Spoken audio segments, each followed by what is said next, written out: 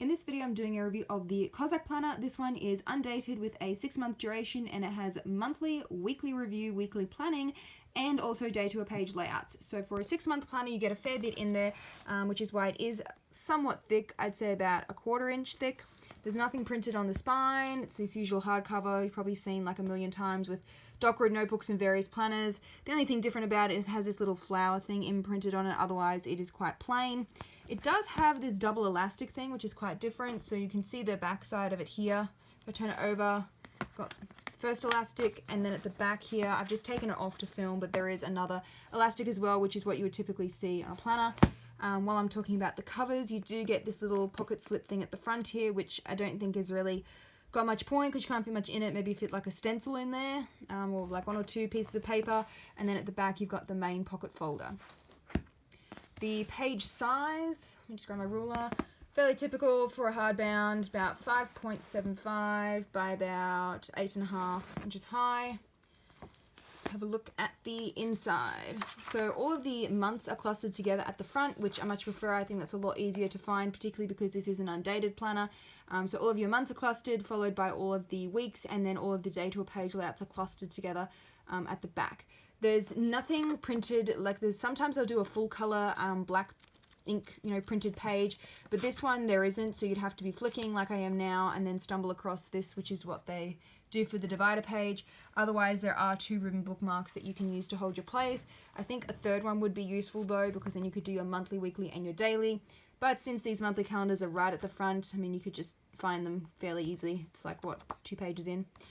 Okay, so the monthly spread. I really like it. I think it's very functional. There's no like extra stuff you don't need. The boxes maximize the page. It is a Sunday week start, but you could easily change it to a Monday week start. You could just use some whiteout and rewrite the days of the week, or get some washi tape. This looks like it's about 6 mil, so you could easily get some washi tape and stick it over the top. I tend to use glitter washi when I do that, and then I will get some days of the week stickers and then stick them over the top, and you can change it so it starts on a Monday. The sidebar has some dot grid writing space, reminders and notes, and then down the bottom here we have a plan and then a review section.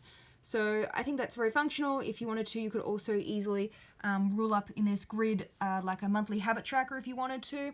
If you wanted to change it, you easily could.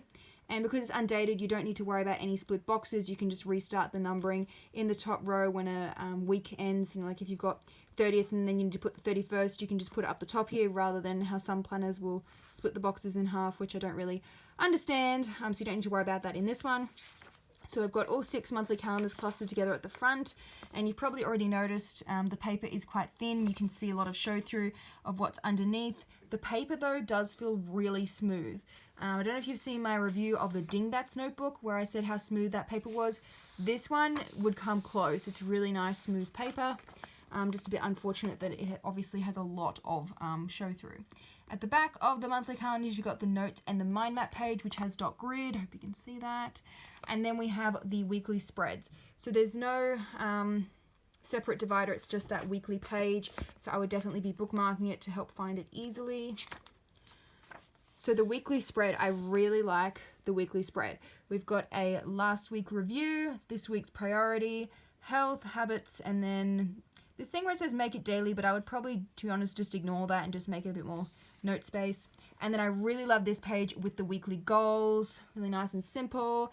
And there are 7, so you could do, Monday to Sunday or Sunday to Saturday, whatever you want whatever day of the week you want to start. And then I have a little checkbox here too. So you could do 1 goal and then, tick it off.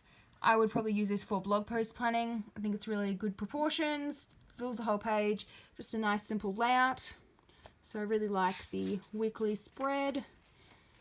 I probably like it because it doesn't pre-fill it with the days of the week, so you can tweak it and use it in a few different ways.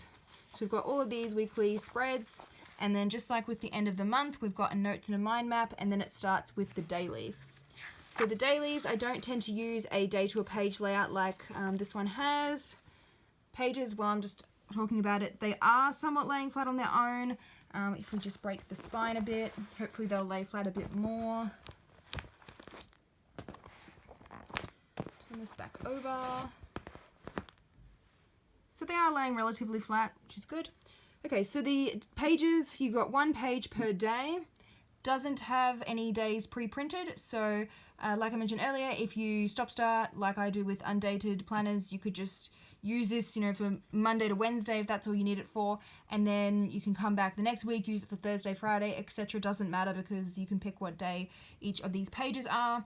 They've got an aim for today section and then your health and habit, which references that weekly spread that I showed you before. Got daily priorities, there's 5 of them. I love that they've got little check boxes in there too, and then a schedule and task section. And unlike most of these daily or day to a page ones, they don't pre-fill the time for you, so you could write the time in here like 8, 9, etc. I really don't like when they start at 6 a.m. There's no way I would be out of bed doing anything at 6 a.m. So I like when you can pick what times you want that suits you. And they've also given you 2 lines to write for each time or task, which I think is quite handy. So I feel like this is a very functional layout. Maximizes the page. There's no like wasted space. I really, really like it. We've got the dot grid, notes and ideas section, and then a review of the day, which you could always just get some white out and make it meal planning or whatever other box that you needed. And this daily page is just repeated the whole way through. So you can see that's how many daily pages, and that's all your monthly and your weeklies. And then if I keep going right to the back, we just have some more notes mind map pages, which are dot grid. This is bigger than 5 mil, so the dot grid size changes. Here it looks about 5 mil, but if we go to the notes mind map page, I'm going to say that's probably about 6 mil. I think it's a bit bigger. I will measure it all and have it in the blog post. So not really sure why they didn't just keep it consistent the whole way through. But anyway, minor con. So you've got a few of these open-ended pages at the back here. I'd say probably about 10. I will count and double check that for you. And then we just have that pocket folder, which I showed before, which is quite roomy. And they were smart and did a little cutout here so you can easily open it. I've seen some where it's just straight and it's right up against the edge here and it's a bit difficult to get your finger under there. This one actually thought about it and did a cutout to make it easier for you. So I really like this layout the whole way through. I think it's quite functional. You could customize it in a few different ways. If you wanted to, you can even use the daily spread as a weekly if you really like doing task focused, or you could do the 1 to 5 could be Monday to Friday, and then you could have a big checklist on the right. So I think this planner could easily be customized in a lot of different ways. Very nice functional layout. I got this one on Amazon. If you are interested, I'll have the link down below. And don't forget to subscribe to my YouTube channel. I usually post a couple of review videos each week.